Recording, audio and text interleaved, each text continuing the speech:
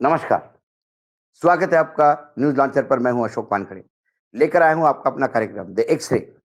एक वक्तव्य आया और बड़ा, क्योंकि समय एनडीए गठबंधन को जॉइन करने वालों की भीड़ होती है, क्योंकि केंद्र में सत्ता उनके पास है, एजेंसियाँ उनके पास है, बहुत सारी चीज़ें उनके पास है, चुनाव जीतने के सारे जुगाड़ के तीर उनके तरकश में हैं।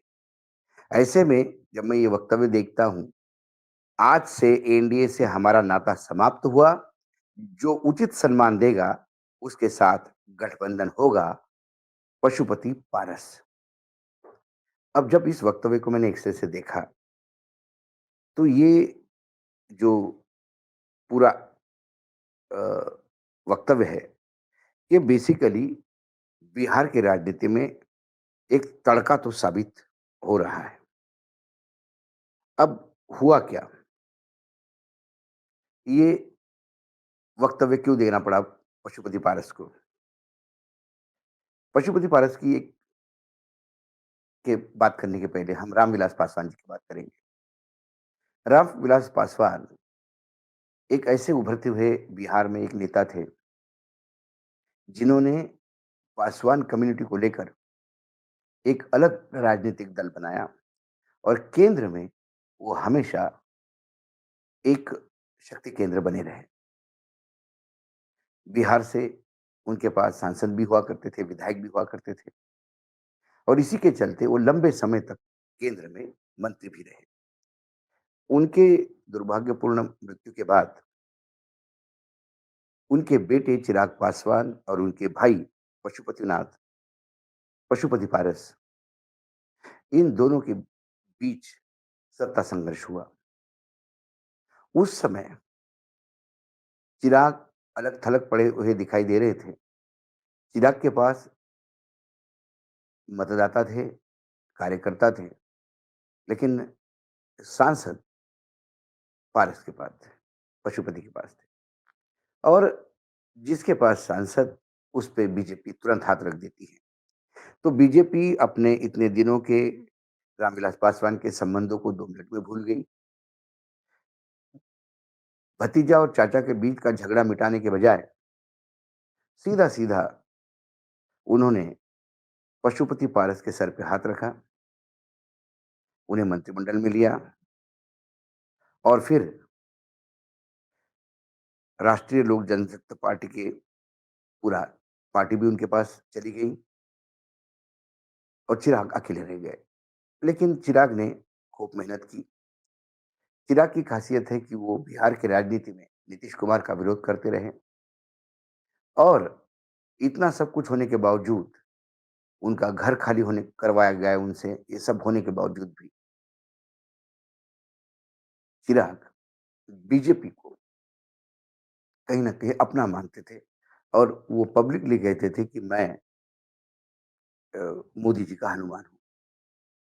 उसके बाद बिहार में चुनाव हुए, जनता दल यूनाइटेड और बीजेपी साथ चुनाव लड़ी। पशुपति पारस भी उस समय एनडीए गठबंधन का पार्ट थे। ऐसे समय बहुत बढ़िया तरीके से चिराग पासवान का उपयोग किया गया और उनके चलते, चिराग पासवान के उम्मीदवारों के चलते सिलेक्टेड जगह उन्होंने उम्मीदवार खड़े किए और वो सारे, क्योंकि मैंने पहले ही कहा था कि चिराग का विरोध नीतीश कुमार को था, तो नीतीश कुमार 40-45 पे सिमट गए, क्योंकि बिहार की राजनीति ही तिकोना राजनीति हो गई थी। तो नीतीश उसी बंदर बाट के कहानी के जैसे कभी बीजेपी को तो कभी आरजेडी को समर्थन देकर अपने आप का मुख्यमंत्री पद सिक्योर करते रहे। फिर गंगा में बहुत पानी बहा, पटना में बहुत सारी चीजें बदली। विधानसभा चुनाव में जो ताकत चिराग पासवान दिखा पाए, उसमें हरवाने में भी ताकत लगती है।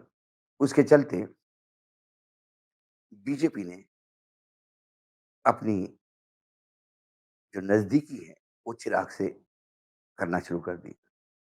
लोकसभा चुनाव आते-आते चिराग पासवान का धड़ा, बीजेपी, जनता दल यूनाइटेड साथ में चुनाव लड़े। 5 के 5 सांसद चिराग पासवान के पाले में आए। दूसरी तरफ पशुपतिनाथ अलग-थलग पड़ गए। यदि आपके पास सांसद नहीं, तो फिर आपकी कोई औकात नहीं। ये बीजेपी का रूल है। उसके चलते पशुपति पारस जो एक ज़माने में उनके सरीके हुआ करते थे, उनको उन्होंने धुतकार दिया और चिराग से दोस्ती बना के चिराग को मंत्री भी बना दिया और आने वाली विधानसभा में चिराग एनडीए के साथ चुनाव लड़ेगा। चाचा और भतीजा का झगड़ा तो था ही और अभी भी है। जब चिराग एनडीए के साथ है, तो फिर पशुपति एनडीए के साथ कैसे हो सकते हैं? एक ही म्यान में 2 तलवारें नहीं रह सकती। इसके चलते पशुपति के पास कोई चारा नहीं था। तो उन्होंने ऐलान कर दिया और इस ऐलान के साथ उन्होंने एनडीए की केंद्र की और बिहार की नीतीश सरकार को भ्रष्ट और दलित विरोधी करार दिया। साथ ही स्वर्गीय रामविलास पासवान को भारत रत्न देने की मांग की। उन्होंने पटना में आयोजित बापू का जो सभागृह है, उस कार्यकर्ता का बहुत बड़ा सम्मेलन किया। उसमें उन्होंने ये ऐलान किया। उन्होंने कहा, आज से हम एनडीए के साथ नहीं हैं, एनडीए से हमारा कोई संबंध नहीं है। आज से मेरा कोई रिश्ता एनडीए से नहीं रहा। नया गठबंधन हमारी पार्टी अपने पार्टी के संगठन को मजबूत करेगा और भविष्य में जैसा होगा, जो जो गठबंधन हमारे दल को उचित सम्मान देगा, हम उसके साथ हमारी पार्टी जाएगी। 2014 से एनडीए के साथ जुड़ने के बाद से हमने वफादार सहयोगी का रोल निभाया और वफादार रहे। लेकिन हमें ये देखना पड़ा कि जब लोकसभा चुनाव होते हैं, तो हमारी पार्टी के साथ दलित पार्टी होने के नाते अन्याय किया जाता है। अगर महागठबंधन हमें समय पर उचित सम्मान देता है, तो हम निश्चित रूप से भविष्य की राजनीति में विचार करेंगे। उन्होंने कहा कि स्वर्गीय रामविलास पासवान को भारत रत्न दिया जाए। साथ ही में उन्होंने जानकारी दी कि उनकी पार्टी बिहार की विधानसभा में 243 सीटों पर सदस्यता अभियान शुरू कर रही है। इसका मतलब 243 सीटों पे अपने उम्मीदवार खड़े करेगी। उन्होंने कहा कि केंद्र की सरकार एनडीए की और बिहार में नीतीश की जो सरकार है, ये भ्रष्ट और दलित विरोधी है। केंद्र ने सदन में अंबेडकर साहब का अपमान किया। बहुत पुरानी बात है, जिसको कई बार मतलब पुरानी बासी कड़ी को उबाल लाने का प्रयास है। कुल मिलाकर पशुपति पारस ने उसकी मजबूरी ही थी, क्योंकि वो इतने कॉर्नर हो गए तो कि उनको अलग ही होना होगा। अब देखना ये है कि बिहार की राजनीति इतनी क्लिष्ट होती जा रही है। एक तरफ जनता दल यूनाइटेड जो शय ने अपनी ताकत खोते जा रहा है और ऑलमोस्ट बीजेपी के साथ ही अब मर्ज होने की स्थिति है। भले ही मर्ज होगी नहीं, लेकिन अब बीजेपी और जनता दल यूनाइटेड में बीजेपी इतनी हावी हो गई है कि जेडीयू की कोई अब बात अ, वज़न नहीं है जो पहले हुआ करता था। नीतीश की उम्र, नीतीश को जो स्वास्थ्य की से परेशानियाँ हैं, वो नीतीश के पार्टी में स्लीपर सेल। दूसरी तरफ आरजेडी, आरजेडी की आक्रामकता, इंडिया गठबंधन का गठजोड़, लेकिन फिर तेजस्वी के खिलाफ जो केसेस हैं और तेजस्वी का कहीं न कहीं वो जो आत्मविश्वास होना चाहिए, वो कहीं वो दिखाई नहीं देता। कांग्रेस जो कहीं नहीं थी, वो पूरी ताकत झोंक के अपने आप को फिर से खड़ा करने की बात कर रही है। बाकी ये जो छोटे-छोटे दल हैं, ये भी अब विधानसभा चुनाव को देख के अपना नज़रिया भी बदल रहे हैं, अपने स्ट्रैटेजी भी बदल रहे हैं, ताकि जो जिस गठबंधन में है, वो ज़्यादा से ज़्यादा हासिल करने का प्रयास करेंगे। ये चाहे जितेंद्र मांझी हो या बाकी अन्य दल हो। इसी में रामविलास पासवान की पार्टी एक महत्वपूर्ण धड़ा है। उसमें 2 टुकड़े हो चुके हैं, एक बेटा और एक भाई रामविलास जी के। अब इसके बीच में वोटों का मत बँटवारा कैसा होता है? यदि पारस पशुपति पारस यदि अपना पूरा ताकत झोंक दे, वो कितने वोट दलितों के काट सकते हैं? वो किसको झटका देंगे? वो क्या नीतीश कुमार के डैमेज करेंगे? क्या वो आरजेडी को डैमेज करेंगे?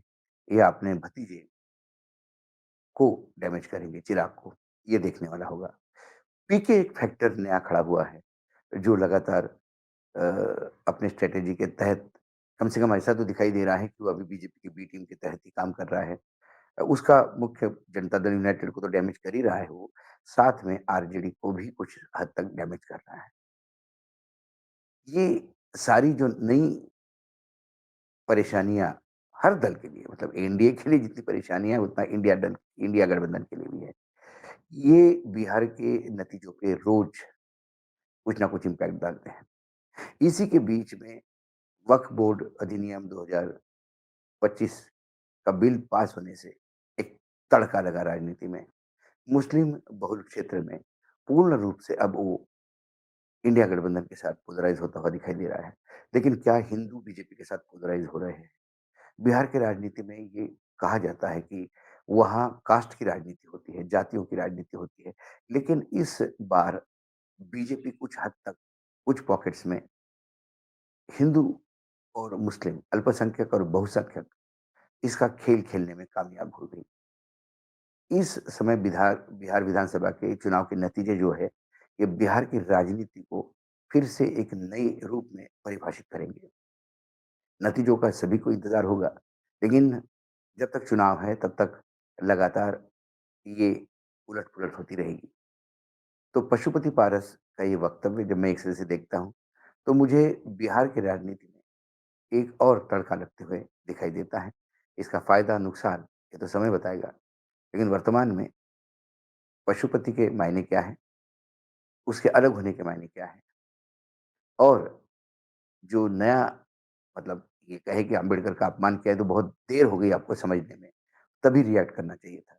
लेकिन एक जो उन्होंने खेल किया कि रामविलास पासवान को भारत रत्न देना चाहिए, उसमें कुछ चीज़ें खेल हो सकता है क्योंकि रामविलास पासवान का जो मतदाता था, वो बहुत इमोशनली जुड़ा हुआ उसके साथ। अब इस माँग को कितने प्रमुखता से वो लोगों तक पहुँचा सकते हैं, इसको इंडिया गठबंधन क्या प्रॉमिस करता है? क्या वो आने वाले समय में इंडिया गठबंधन के साथ जाते हैं कि अकेले लड़ते हैं? कई चीज़ें हैं, लेकिन इस वक्तव्य आने के बाद जो मैंने देखा, जो मुझे लगा कि एक बार मैं एक से देखूँ और जो मुझे दिखा उसका विश्लेषण आप तक लाया। आज इतना ही, कल फिर आता हूँ किसी विषय के साथ, तब तक के लिए नमस्कार, देखते रहिएगा न्यूज़ लॉन्चर।